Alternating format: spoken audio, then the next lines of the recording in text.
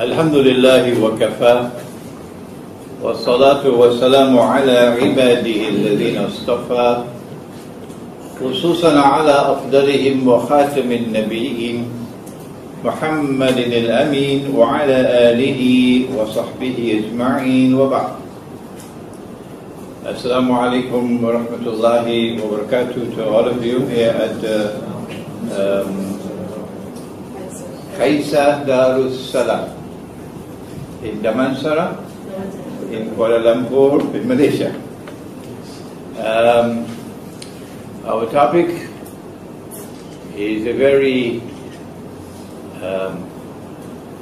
interesting one on Russia, NATO, the North Atlantic Treaty Organization, Syria, and the Malhamah Di akhir Zaman. So you need politics, you need some knowledge of international affairs, and you need eschatology, which is akhir Zaman, Islamic eschatology. You need to be able to apply the Quran and the Hadith to the events which are unfolding in the world. That is not always an easy task.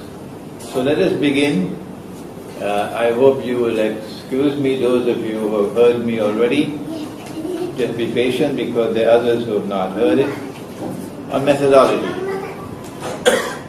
Because there are those who will rush to say, we differ with Imran Hosein when I explain the Quran. So before you rush to reject what I say about the Quran, just take a little time, please, to understand methodology.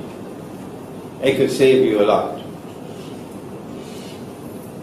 Allah subhanahu wa ta'ala taught methodology at the beginning of the Quran, when He ordered the Malaika, the angels, to make sajda to Adam alayhi salam. And I always wondered, why did He do that? Was it because of something which was there in Adam alayhi salam, that you had to make sajda to him? Or was it the other way around? Was it the other way around? You were going to test to see who are those who are arrogant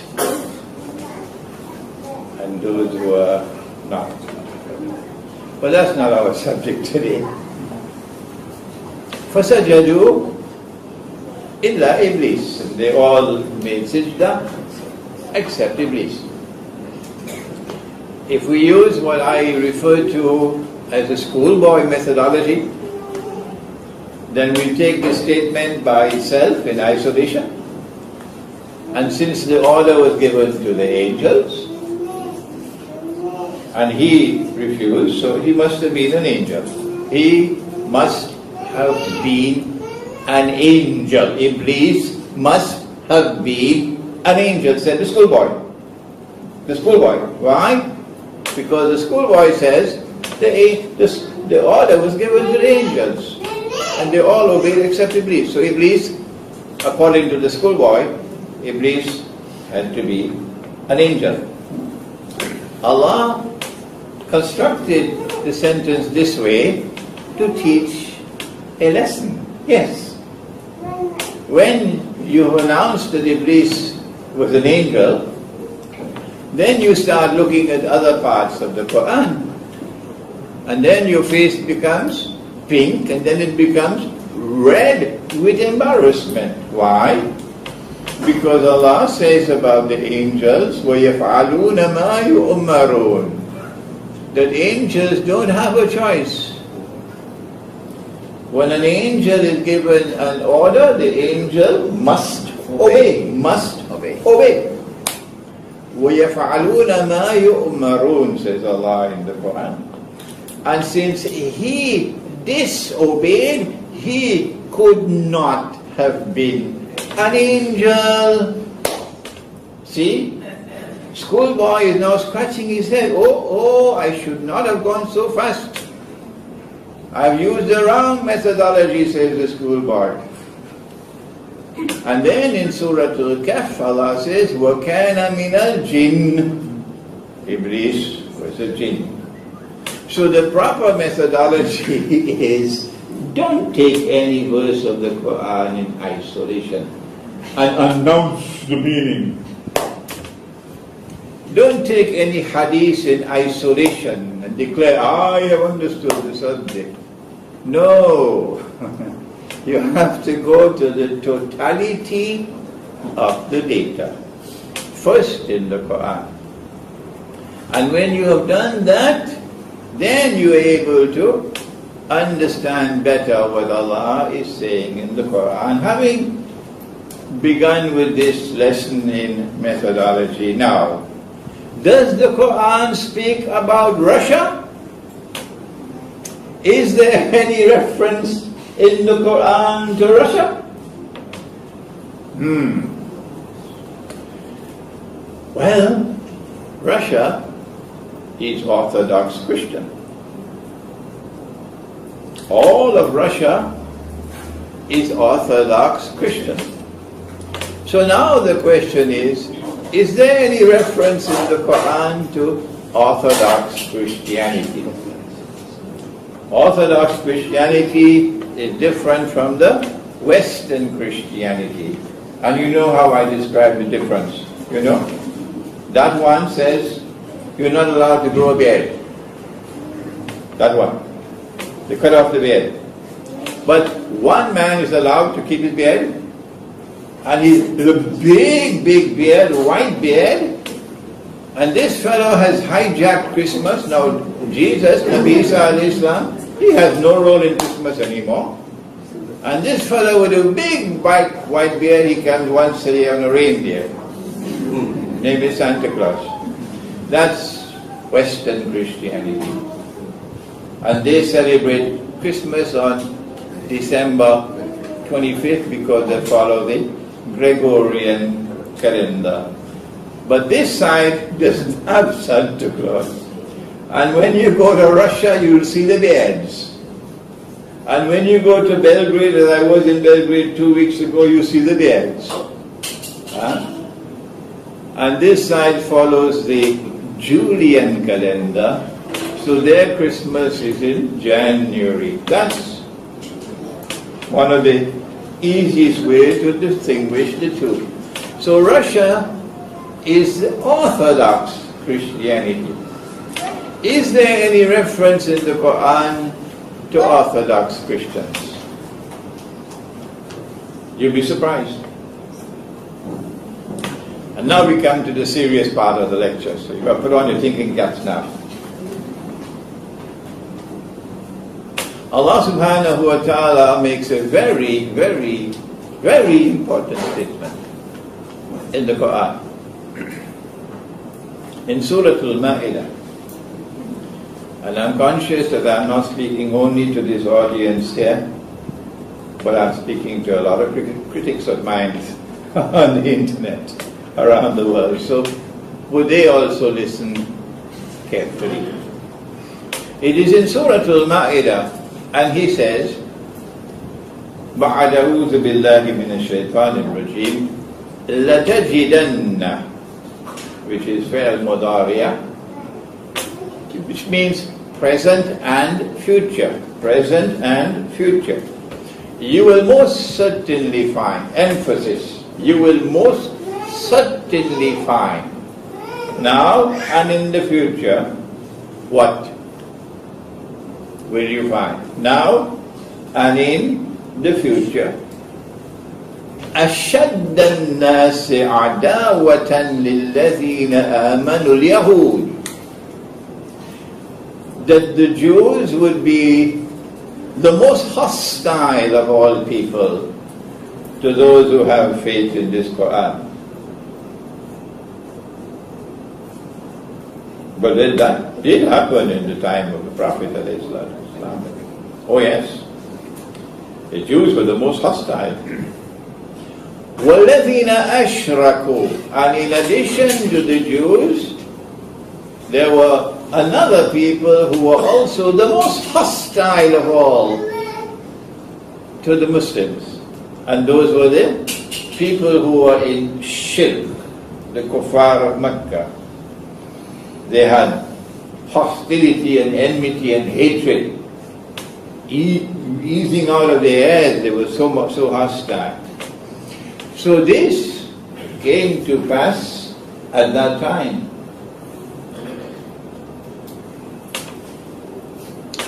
The Quran goes on to say that at the same time, when this is taking place, the greatest hatred and enmity and hostility, these two people, at the same time you'll find something else. Now and in the future. What? وَلَتَجِدَنَّ.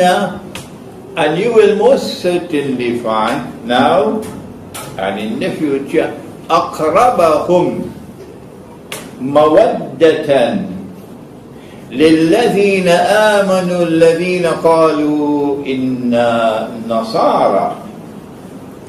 That you will most certainly find now and in the future that those who will be closest in love and affection for you Muslims would be a people who say, we are Christians. Now, nothing happens in the Quran by accident. Allah did not say, He did not say that you will most certainly find those who will be closest in love and affection to you would be Christians. He didn't say that. What did He say? He said, you will most certainly find those who will be closest in love and affection for you would be a people who say, we are Christians. Notice the language. Be careful. Nothing happens in this Quran by accident. The manner in which this statement is made is very important. ذلك بأن منهم القسيسين والرهبان وأنهم لا يستكبرون. And the reason why you will find these people to be closest in love and affection for you at the time when they have the greatest hatred and hostility for you is because they have priests amongst them. Authentic priesthood. The institution of the priesthood has been preserved amongst them. And they have monasticism, the monastery and the monks. And the institution of monasticism has been Rahbaniyah, has been preserved amongst them. وَأَنَّهُمْ لَا يَسْتَكْبِرُونَ. And they are not an arrogant people. They are not an arrogant people. Arrogance? Oh yes, we have a story by which we can know what is arrogance. Because he said, I am not going to bow and make sajda. No, sir. So Allah asked him, why not? When I ordered you to make sajda, why did you not make sajda, Iblis? And his reply was, I was created superior. My birthright is superiority. I am superior to him. I am white, he is black, so I am superior. I am rich, he is poor, so I am superior. I am tall, he is short, so I am superior. I am Malay, he is Indian, so I am superior. Shall I continue? Or should I stop now? That's arrogance. Anyone who believes that he is superior to another by virtue of birthright is arrogant. And when you are arrogant, out of Jannah. Get out. There is no place for arrogance in Jannah. So we know a thing or two about arrogance. And they are not an arrogant people. So now the question arises, who are these Christians? Who are these Christians? Schoolboy. The schoolboy says Allah is referring to all Christians. So Even George Bush and company in Washington, and Obama, and Holland, and all these fellows in Germany and France, they will all become closest in love and affection for you Muslims, says the schoolboy. Because you know the schoolboy is not following proper methodology. If he was following proper methodology, he would see, no, that Christianity out there, the institution of the priesthood is falling apart.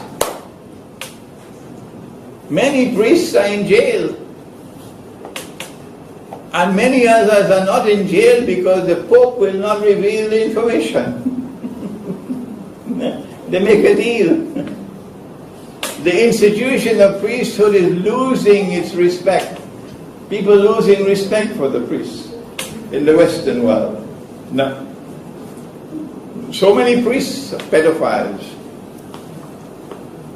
And monasticism is no longer there, it's gone in the Western Christian world. The monastery is now, yes, McDonald's hamburgers and Pizza Hut. That's what the monastery, and a bingo hall. But on this side, the Orthodox Christian world, the institution of the priesthood has survived. The priest still has a status of high esteem and respect in the society. The priest still plays a significant role in the affairs of the society. And monasticism is still alive. The monasteries are held in great respect and very great love in that part of the world. Monasticism is still there. The schoolboy should have asked himself, can Allah be referring to these Christians as a people who are not arrogant?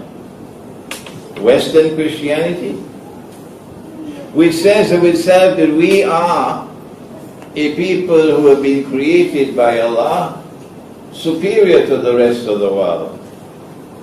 And we had to send our armies all over the world, including Malaya, and colonize the rest of the world in order to civilize them. Yeah? We had to civilize mankind. This is our mission in the world. This is arrogance. And we expect all of mankind to copy our way of life and become carbon copies of ourselves. So when we shave off the beard, then the sensible and intelligent and cultured and civilized thing for a Malay to do is shave off his beard, and a Pakistani to do is to shave off his beard, and an Arab to do is to shave off his beard. Yeah? And when our women take off the head covering, the civilized thing to do is to take off your head covering. So it's banned in France. That's arrogance. Oh yes, that's arrogance. So Allah could not be speaking about the Western Christian and tell that to the schoolboy. But something more. This side of the world, the Orthodox Christian world, they never had an agenda of ruling the world. No. Never.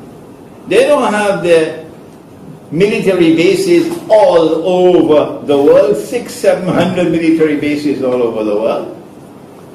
They don't control every single naval port in the world. No.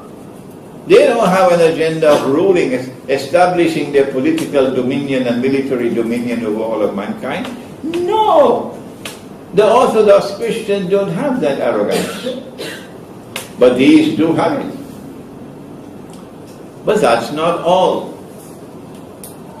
When Allah said, you will most certainly find those who are closest in love and affection for you to be a people who say, we are Christians.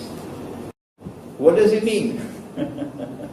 Answer, These are a people who would proudly identify themselves as Christians. Proudly identify themselves as Christians. We are Christians. Their primary loyalty is to Christianity. That is the implication. Qalu inna Nasara. Who are those Christians today? Not Western Christianity, where you have been secularized. So your religion is now your private affair. As for when you go home and for Sunday morning in the church, the rest of the time, the state is in control. So we are Americans. We are French. We are Germans. Not we are Christians. So this is the way Allah is helping the schoolboy to recognize, to eliminate this part of the Christian world. That these are not the ones that Allah is speaking about. Then who are those who He's speaking about? This side of the Christian world looks very much to be the people Allah is referring to. Are you going to contradict the Quran because of blood-stained history for 600-700 years? Is that your methodology? That history can contradict the Quran? I think they got homework to do in Bosnia. They got homework to do in Albania, and in Kosovo, and in Macedonia, and in Montenegro, and in Serbia. You got homework to do. You cannot use history to contradict the Quran. The Quran is the word of Allah. It is the Quran which has to be used to interpret history. So now you can understand why the Ottoman Empire waged ceaseless wars of aggression and oppression, unjust wars on the Orthodox Christians for 500-600 years, to create a legacy of hatred and bitterness for Islam. If Imran Hosein was an Orthodox Christian living in that part of the world, I would hate Islam. I would consider Islam to be the religion of the oppressor. I would despise Islam. That's how I would feel. Why can't they understand? But the minute you go to the Orthodox Christians and you tell them the Ottoman Empire was an oppressor, and that was not Islam. The Ottoman Empire was created by Dajjal, empowered by Gog and Magog, and used 500-600 years of bogus jihad to try to sabotage what Allah has ordained in the Quran. That these are the people who will be closest in love and affection for you. That is what happened at that time. Because when our people were being persecuted and being killed, the Prophet ﷺ told them, go to Abyssinia. There's a just king. Allah will put it in his heart to protect you. And the first hijrah was to Orthodox Christianity.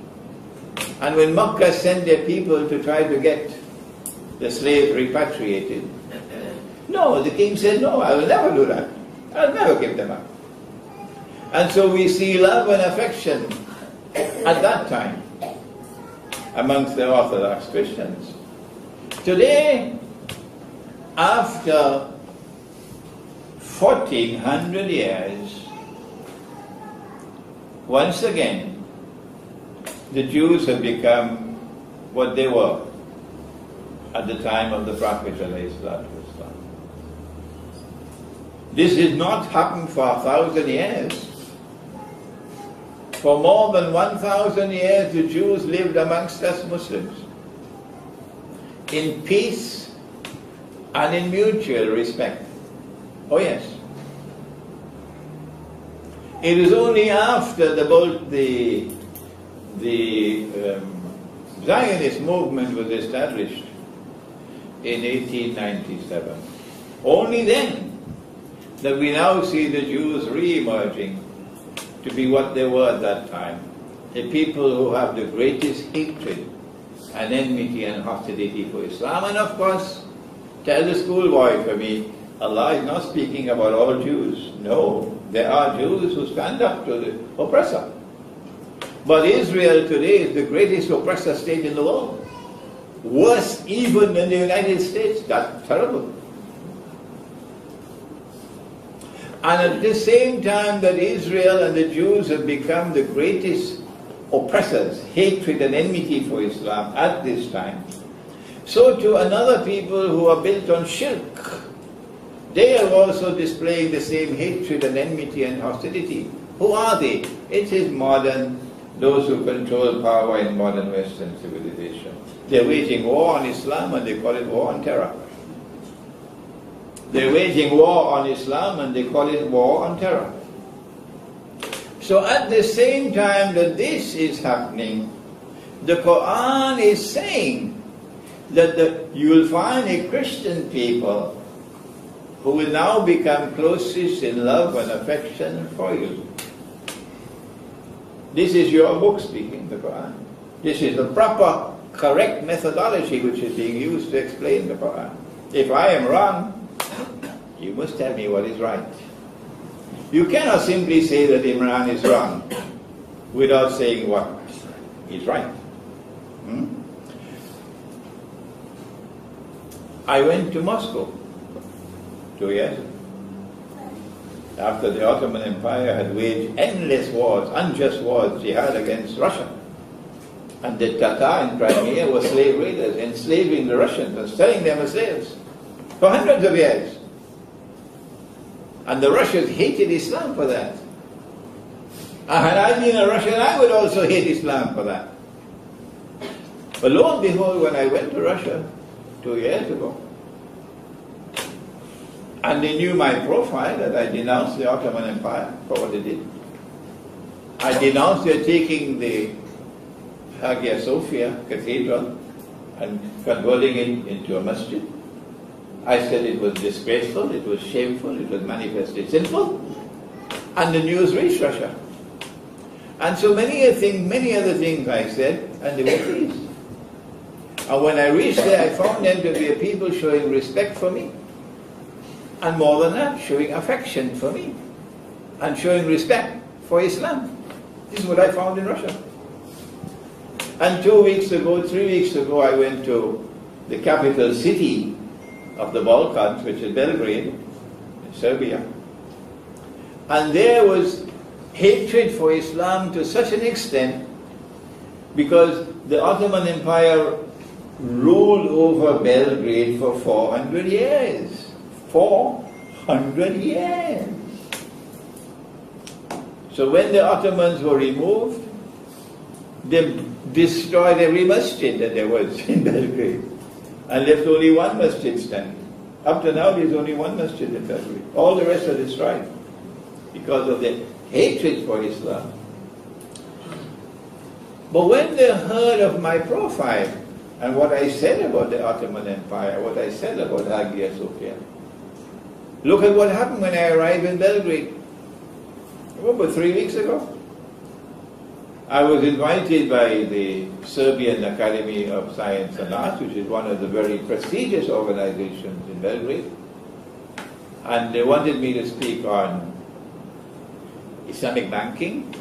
But when they heard about my book on Islam and the future of the money, they changed the topic. They said, speak on this one. And I went there, and there was a distinguished gathering. If I had known who these people were, I'd have got maybe some cold feet. But I didn't know who they were. Afterwards, I was told, this man is from the central bank. This one is a former foreign minister. This one is an ambassador and so on. And they received my lecture with not only friendship and esteem and respect, but they were learning from me. And then I was invited to the University of Belgrade. which is the most prestigious institution in Belgrade. You can't go to Belgrade University to lecture on religion. No, not in the secular society. And there was I, in a gown and a hat, lecturing on Islamic eschatology, and nobody came. No policeman came to remove me. When I arrived in the auditorium of the university, I found people standing in the hallway because there was no space in fact. The auditorium was packed, no space. And when I entered the auditorium for the first time in my life, it happened. Never happened before. The whole auditorium erupted in prolonged and loud applause, welcoming me. How did it happen? Huh? The first time they're seeing me. They did that because they knew about me from the internet. And they liked what they heard. This was a man denouncing Ottoman oppression. This was music in the air. They were longing to hear this. And I spoke to them for an hour or more. When you go home, please go to YouTube and listen to the lecture. All right?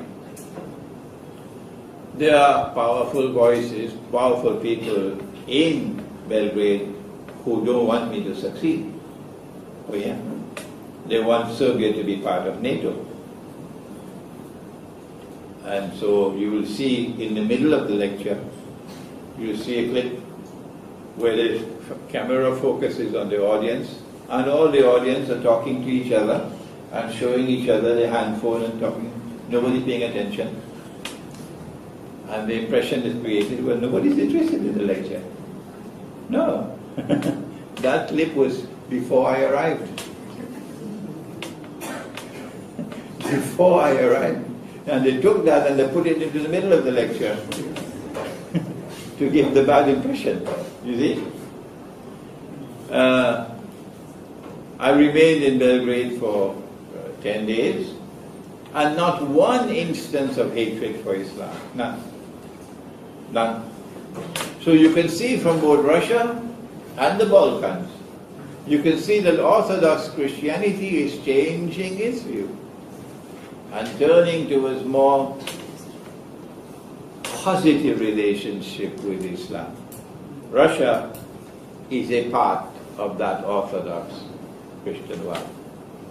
Not only is Russia a part of that Orthodox Christian world, but Russia is the leader. So is Russia in the Quran? The answer indirectly, yes. Russia is the leader of the Orthodox Christian world, which the Quran is saying will become closest in love and affection for you Muslims at that time when the Jews are showing the greatest hatred, which is now. Is that all there is in the Quran? No, there's more. That part of the Christian world is known in the Quran as Rome. And there's a whole surah of the Quran called Surah Rum. And the word Rum occurs in the Quran once, at the beginning. Ghulifatir Rum.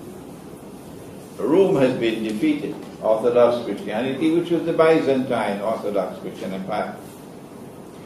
But Allah says, وَهُمْ مِنْ بَعْدِ غَلَبِهِمْ سَيَغْلِبُونَ, that they will be successful shortly after this defeat. And on that day when they are successful, وَيَوْمَئِذٍ يَفْرَحُ الْمُؤْمِنُونَ, you Muslims are going to celebrate. When Rome is successful, you Muslims are going to celebrate.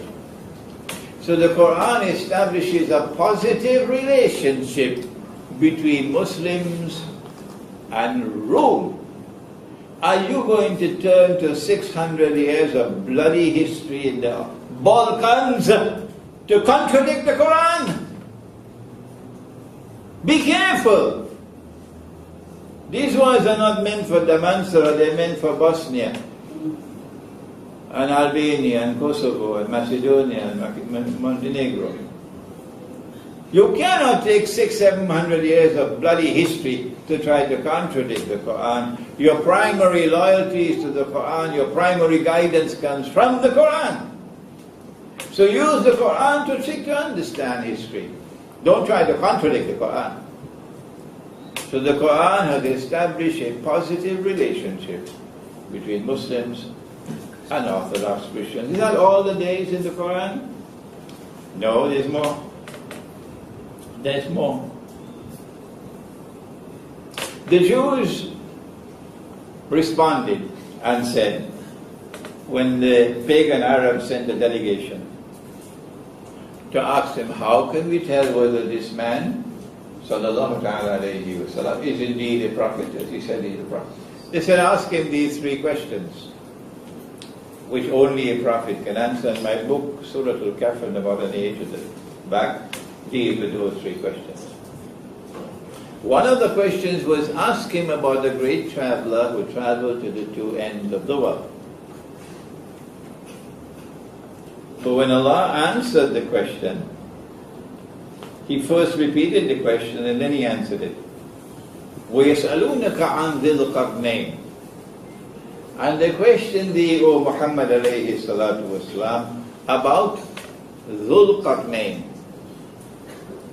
a great traveler who traveled to the two ends of the world.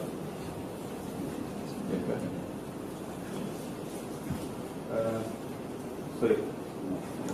The car plate number WEX8982 belongs to any one of you, and DBX2148. Please move your car to the other side. Right now. WEX8982 and DBX2148. No? Okay. The great traveler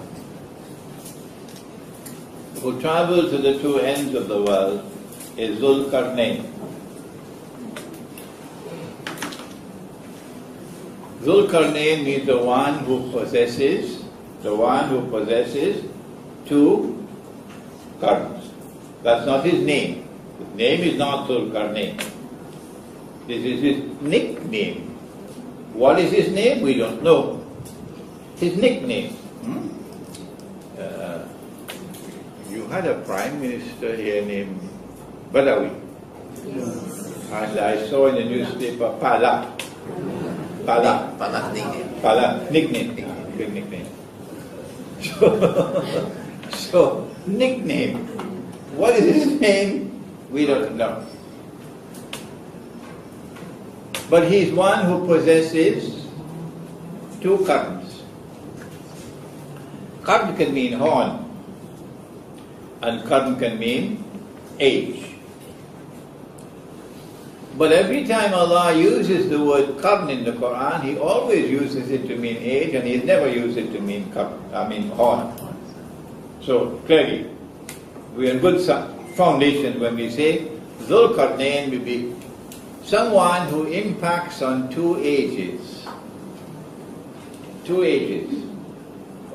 And then Allah describes the first journey to the setting of the sun and the second journey to the rising of the sun. But He doesn't stop there. No. The Jews wanted to know whether He knew about the third journey. That's the question. And Allah answered.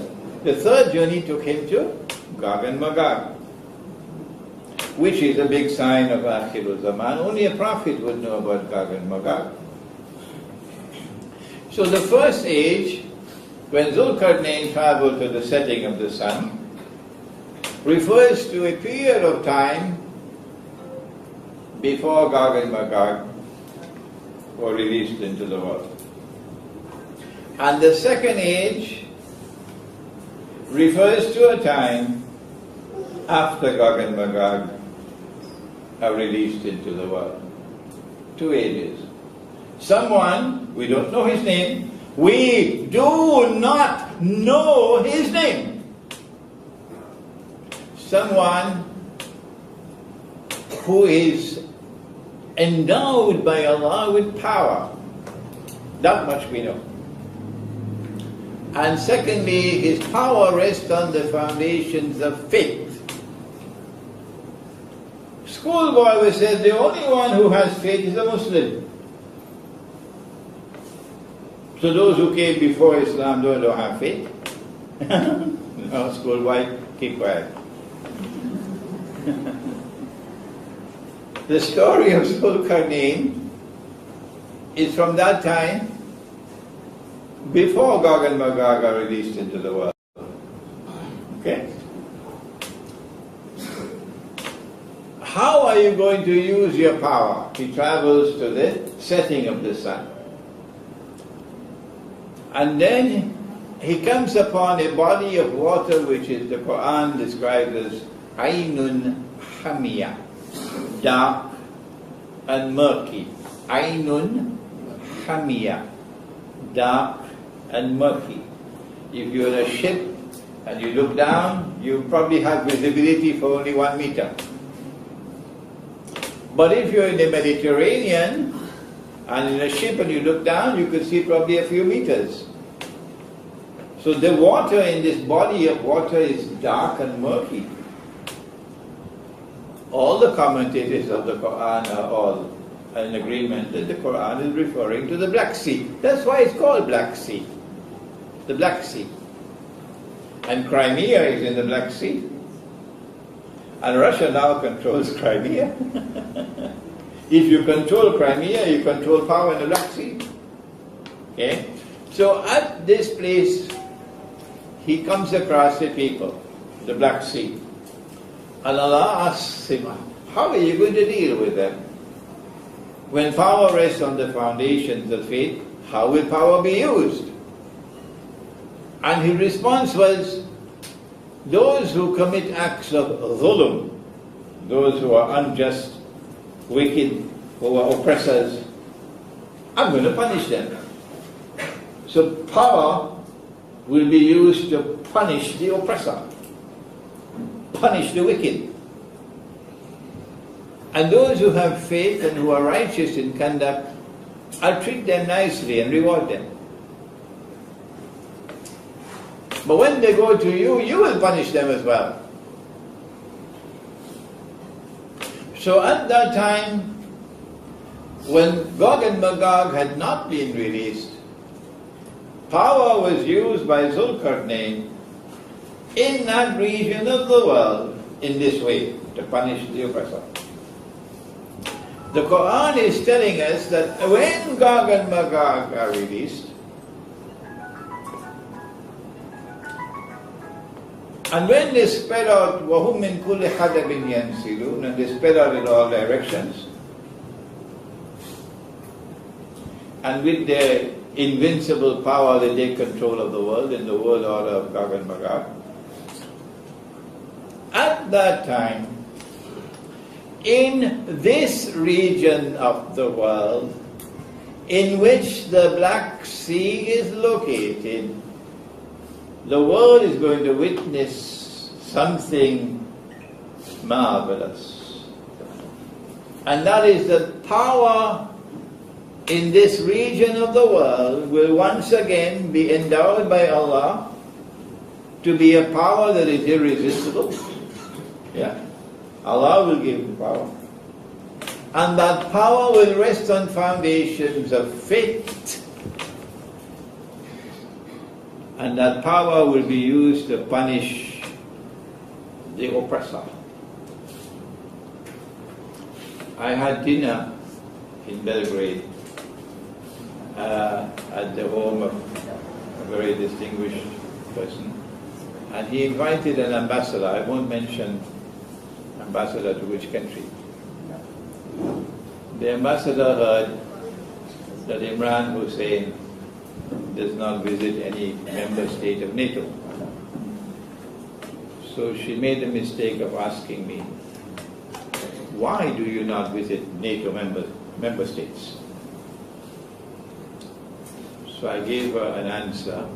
Maybe she might listen to this lecture and confirm that I'm speaking the truth. I gave her an answer to which perhaps she was not accustomed in the diplomatic community. You don't speak this bluntly. But my answer pleased my Serbian host very much. I said to Her Excellency, I do not visit member states of NATO out of respect for the blood and the tears of my people. That's my answer to her. The blood and the tears of my people. For NATO is the world's biggest oppressor today. So in that region of the world, power is going to emerge once again on the foundations of faith.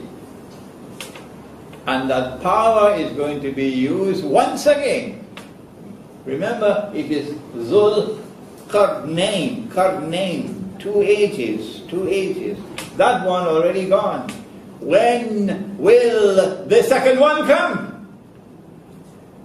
Has it come already? The second one. If it has, schoolboy, tell me when it will come. Ask the schoolboy for me to answer me. I am saying this is the second one now. If I am wrong, then schoolboy, tell me when did it come? Because I am not aware. A power coming in that region of the world, irresistible power. That's Zulkarnain's power. But yes, I see it now.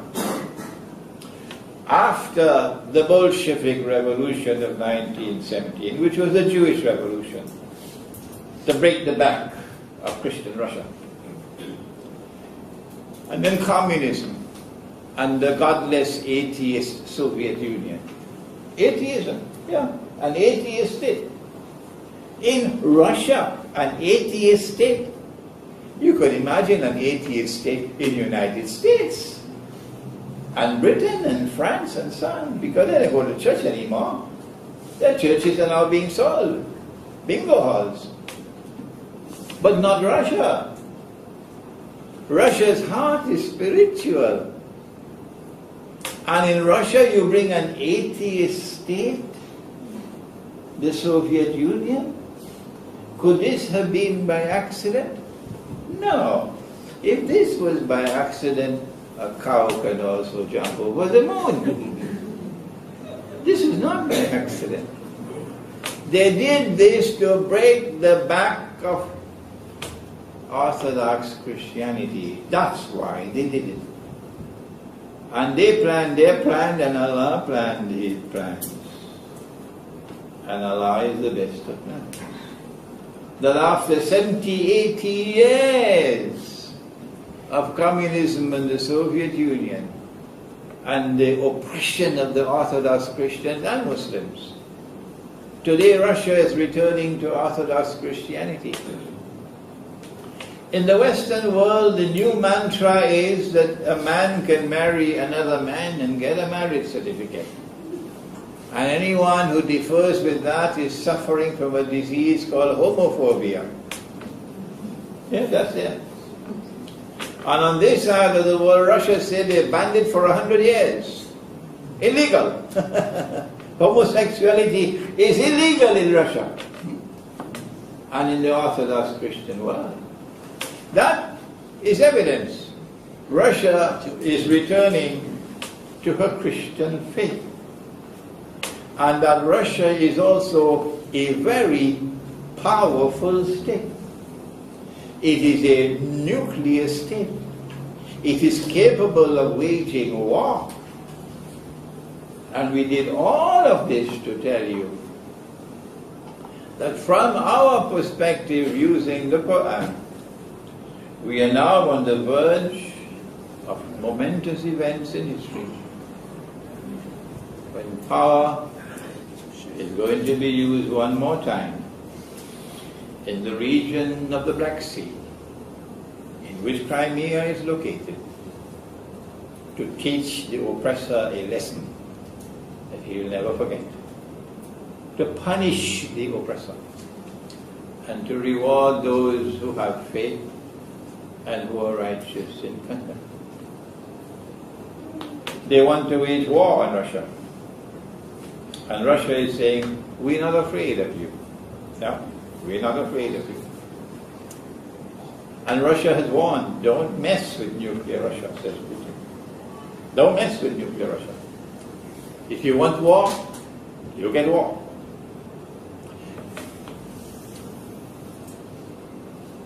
Russia has just intervened in Syria. We don't have the time to go to the Arab Spring. We don't have time to go to Libya. So we've got to cut out that to come to Syria.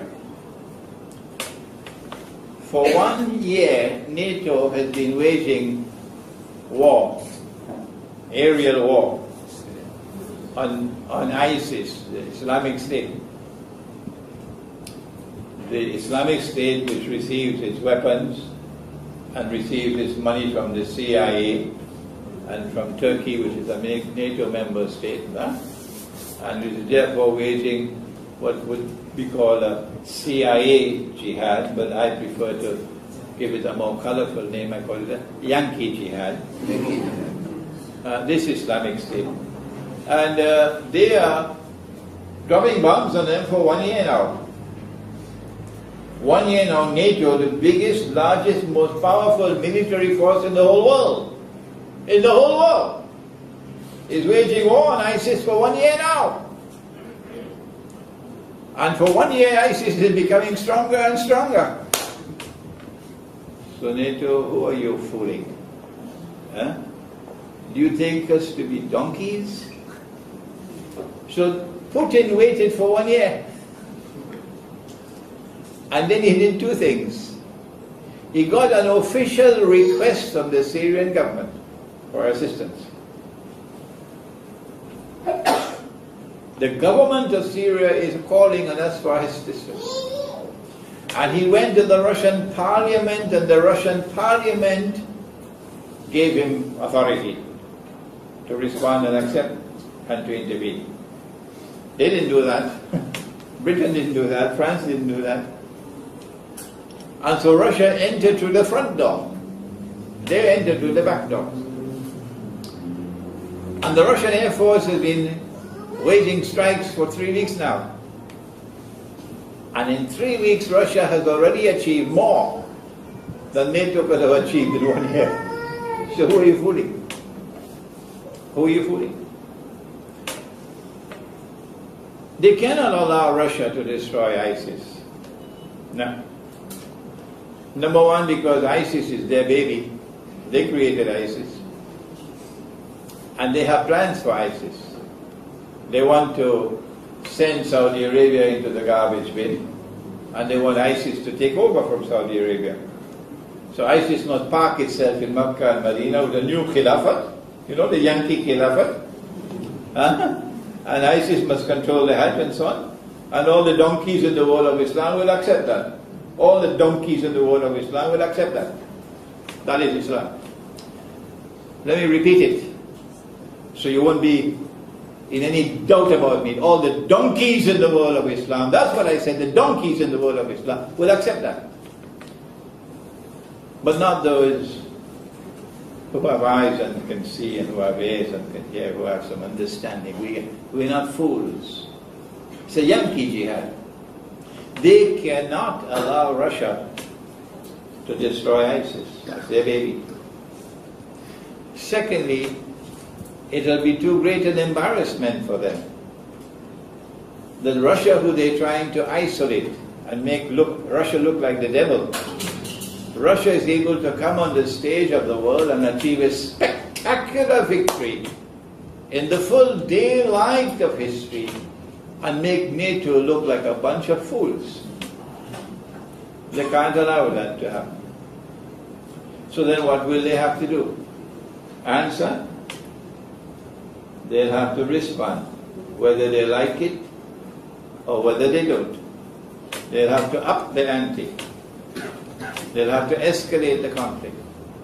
They'll have to find some excuse to intervene militarily to respond to the Russian intervention. And when they up the ante, Russia will come back and up the ante again. Because Russia is saying, we're not afraid of you. So where is this going to lead to? Answer? The Prophet ﷺ spoke about the Malhamah. And he identified where the Malhamah will take place. In that region of the world between Damascus and Turkey. That's where it's going to take place. And that's where the parties are already in place. I don't think Russia wants nuclear war. I don't think the American armed forces want nuclear war. No. America much prefers to wage war in Libya, because you can wage war in Libya and go home and have dinner. But not Russia. Nuclear war means that they will use every single nuclear weapon that they have. It will be all-out war to the finish. And nuclear weapons don't destroy so many buildings as they destroy people. So there's going to be a war in which most of those who are fighting will be killed. You think the American armed forces want such a war? How many will be killed in this war that's coming? Has our Prophet spoken about it? Yes, he has. Tell the schoolboy for me. The Prophet has spoken about a war in which 99 out of every 100 will be killed. It's there in Sahih Bukhari. And if you go to YouTube and look at my lectures on Islam, the petrodollar and Russia's tryst with destiny, you'll see my analysis of that hadith. 99 out of every 100 will be killed. Can't be conventional warfare. No. Conventional warfare don't kill so many people. But nuclear weapons do. Nuclear weapon kills people. Yeah. So it looks very much as though it has to be a nuclear war in order for 99 out of every 100 to be killed. If you say to me that there are no nuclear weapons in the world, by all means you can keep on offering your viewpoint and try to get mankind to accept your viewpoint. But don't try to silence me. That's not fair. I don't stop you from giving your viewpoint. Why should you stop me ramming your views down my throat? No, that's not the way. If you say there are no nuclear weapons, there will be no nuclear war. By all means, certainly, do please offer your viewpoint and give the proof to support your viewpoint. Do it in a respectable way and let the people decide. Don't try to stop me and stampede me and silence me. That is not the right way. So yes, I'm saying that it is now inevitable that nuclear war is coming. We cannot avoid it. Not because Russia wants nuclear war. Not because NATO wants nuclear war. No, none of them want nuclear war. But because somebody else wants nuclear war. Who is the somebody else? Somebody else is someone who wants to succeed the United States as the next ruling state in the world. The Judeo-Christian Zionist Alliance knows it. They want Israel to replace the United States as the next ruling state in the world. So that in the same way that Pax Americana replaced Pax Britannica, you have read Jerusalem in the Quran, haven't you? If you don't know English, we have it in Bahasa outside now. Okay? In the same way that Pax Americana replaced Pax Britannica, so too Pax Judaica will replace Pax Americana. The US dollar is now in irreversible decline. The United States as a world power is now in irreversible decline. And Putin knows that. And Israel is preparing to replace the United States. But Israel is small, and the world is big. How can Israel rule the world? Yes, we can understand the United States. But how can Israel rule the world? Answer, either Israel has to become much bigger, or the world has to become much smaller. Which will it be? That's why they want nuclear war. That's why they want nuclear war. So that the world will become much smaller.